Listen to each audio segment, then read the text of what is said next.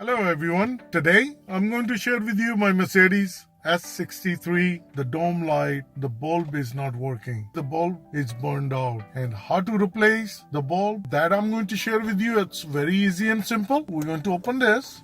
There is one screw on this side, one screw on that side. So we're going to open these. You need a flathead screwdriver, make it straight. And the same thing, we're going to do it on this side. As we turn it, and if you see, it's opened up. As it pulls down, then you pull forward, just like this. And this is the bulb is burned out. So I'm going to take the bulb out. So as you turn it and you pull the bulb out.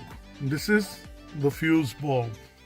And just pull it out. This is the bad bulb and this is the good bulb. To put back the same way, just press it in. And as you can see, the light is not working before you put it like this. Oh, it's already started working. Close it just like this, clockwise. So both lights are working. These are two clips here, one here and one here. Those goes into these holes. You put it in just like this, press it, and then we come on top. So then we're going to see the locks in, and we're going to do the same thing. We're going to lock in.